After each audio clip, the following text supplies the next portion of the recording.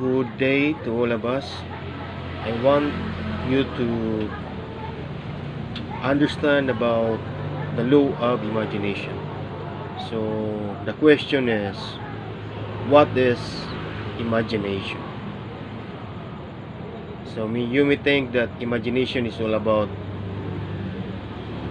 imagining or thinking about things that are imaginary or things that are not true, or in Tagalog we say it katang-isip, or in Bisaya mga butang nga gitawag o mga panghuna-huna nga walay kamatuoran. Pero ang tinuod or imagination means, I want to share to you about imagination. Imagination is word of formation that leads to action. Everything that came, every word that came into our minds is an imagination that coming from different dimension in life. Different dimension, in the different dimension, it may come in divine dimension, it may come in psychological dimension, spiritual dimension, physical dimension, or emotional dimension. So it depends of the kind of imagination or the kind of word that came in our mind. It depends on what kind of that word. Example, we think of new technology. So we may think that those words, new technology, new kind of air transportation, so that came in our mind, that is, in the beginning, it is an imagination. But in the physical world, we may think that it is not possible. But when imagination came to the next level of imagination, which is movement of thought for a concrete visualization. So imagination is a movement of thought for a concrete visualization. Concrete visualization, a movement of thought, means the thought that came in our mind was been visualized in our mind and in our eyes like a physical matter. That is how imagination mean. So many people think that, many scientists, many great people say imagination or sky is the limit in imagination. When we say sky is the limit in imagination, it means there is no, it depends on how you imagine or how far is your imagination reach. So that is how our thought movement came to visualization. Third is procedure for gathering concrete facts. So imagination is a procedure of gathering concrete facts or factual truth. It is a procedure of gathering factual truths. So that is how imagination is. So when we think that imagination is only a word that has no value, but totally everything in this world, everything in life is an imagination, you may say, but it is not an illusion. If you say it is illusion, life is an illusion, Maybe you will be right, but totally it is an imagination. Everything that happens is an imagination. Imagination that came from divine being. Or deception of myth to create wall between higher knowledge and truth. So imagination is a deception of myth. Means it is a mythical deception, is a mythical deception that that create wall between higher knowledge and truth. So imagination is the wall of it is a wall and boundaries of truth that came from divine things. So that is why imagination of different people is contradicting, because they are coming from different dimension, from different source of thought. For faith, it is a discipline of mind for unlocking greater ways of acquiring divine knowledge and truth. So it is a discipline of mind.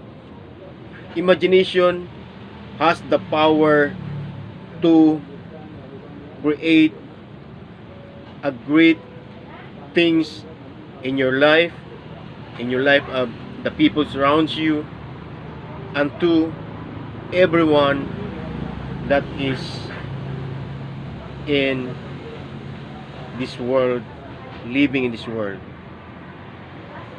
You may think that there is no cure for death, or there is no solution for physical death, but totally God, the Lord Jesus Christ, implement how He overcome physical death and spiritual death, because He has the divine knowledge and divine truth about everything.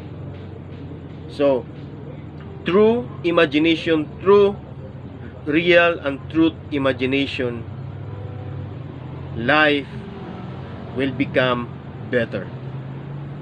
Life will be a full of beauty and reach its potential. Mortality will come into immortality when every people, every human being understand the power of imagination in their life. Why most of the people, or most of us, been stuck in the system of our learning? Because we never learn the proper way of imagination or imagining things. There are so different stages, or there are different procedure on how to create greater things, to build greater things. Why some people build things that we may think it is impossible? Because they have faith on the things that they imagine. They know they reach to the level of visualization of their imagination. They learn the principle of visualizing the imagination that they have in their life. So if you wanted to learn about imagination, please, I invite you to read my book, authored by Robert Sumalpong, which is me, and the title is Law of Imagination. So Law of Imagination has so many things. Example of it is myth of thought. So the mythology of our thought in mind, or the mythology of our mind, or of our thought. How our mind get the thought that are not that are extraordinary thought that we may think that some people will say we are crazy when we think those things. So like inventors, innovators, they are people that master the myth of their thought. So people think that when they start talking about the things that they imagine, people say they are crazy. But the time came when they realize or dematerialize all the things that they said, that they introduced to their friends about the invention that they wanted to build, the innovation that they wanted to create, been materialized.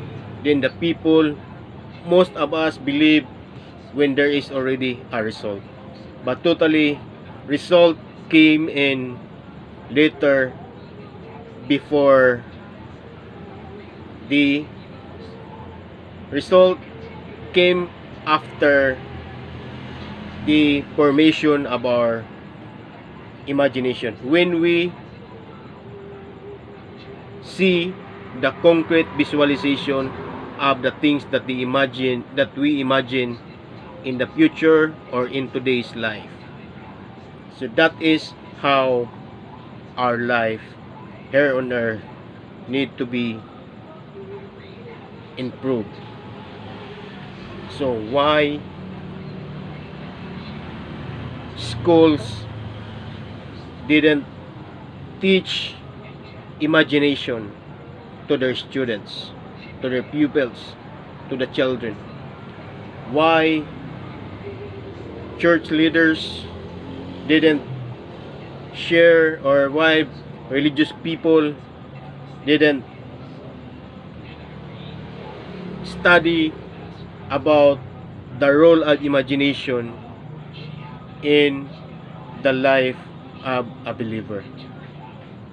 When we say believer, even we say that we believe in God. When we say we believe in God, that is also part of imagination. We imagine what is God. We say things that we say that God is really true, but that is part of imagination. I will share to you my quotation about imagination. Imagination is the source of all truth, because imagination came from God.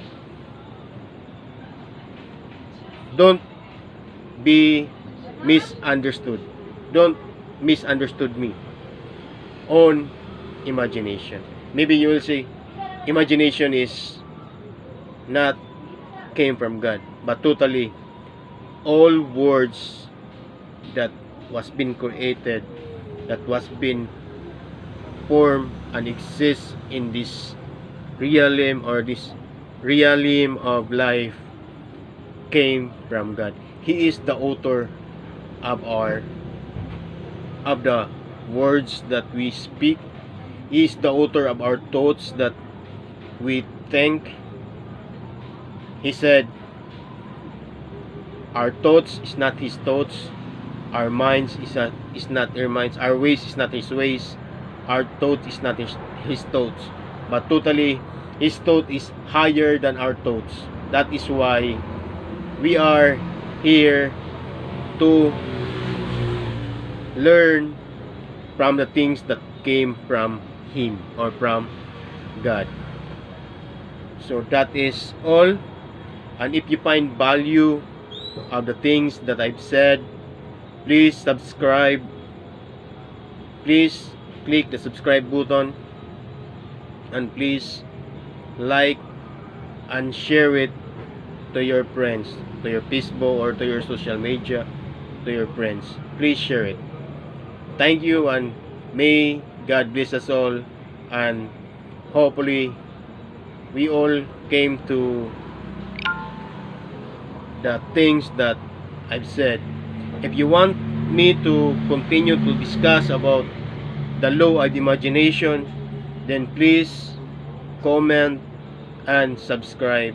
Please comment so I will know what should I discuss about. If you want me to discuss about the vision to predict and vision to create, that is the principle of imagination, and there are so many things in the law of imagination that I wrote in my book. There are so many things that I can discuss to you if you wanted me to discuss it to you. If you want to listen, if you give time to listen to my discussion, then please comment and subscribe. Thank you and have a blessed day.